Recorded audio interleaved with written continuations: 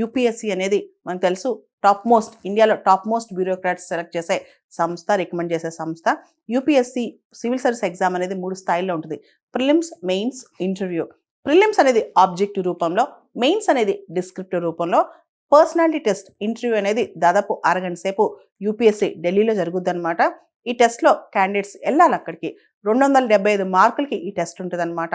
UPSC personality టెస్ట్కి అంటే వ్యక్తిత్వ పరీక్షకి ప్రత్యేకమైన సిలబస్ అంటూ ఏమీ లేదు. అయితే క్యాండిడేట్ యొక్క పబ్లిక్ సర్వీస్ సూటబిలిటీ, అంటే ఆ క్యాండిడేట్ పబ్లిక్ సర్వీస్కి సూటబుల్ అవుతారా లేదా, అదేవిధంగా వాళ్ళ మెంటల్ అలర్ట్నెస్ ఎలా ఉంది, లాజికల్ థింకింగ్ ఎలా ఉంది, వాళ్ళ క్లారిటీ ఆఫ్ ఎక్స్ప్రెషన్, అంటే వాళ్ళ భావజాలం అనేది, వాళ్ళ ఎక్స్ప్రెషన్ అనేది క్లియర్గా ఉందా, వాళ్ళకి ఇంటిగ్రిటీ ఉందా, అంకిత భావం ఉందా, అదేవిధంగా వాళ్ళకి లీడర్షిప్ స్కిల్స్ ఉన్నాయా, ఇవన్నీ గమనిస్తారనమాట. దాంతోపాటు మన డీటెయిల్డ్ అప్లికేషన్ ఫామ్ ఏదైతే మనం సబ్మిట్ చేస్తాం యూపీఎస్సీకి, మన అప్లికేషన్ ఫామ్, దానికి సంబంధించిన మన బయోడేటా కావచ్చు, అదేవిధంగా కాంటెంపరీ ఇష్యూస్, కరెంట్ అఫైర్స్ కావచ్చు, జనరల్ అవేర్నెస్ కావచ్చు, ఇవన్నీ మన వ్యక్తిత్వాన్ని పరీక్షించడానికి రకరకాల ఎబిలిటీస్ టెస్ట్ చేస్తారనమాట.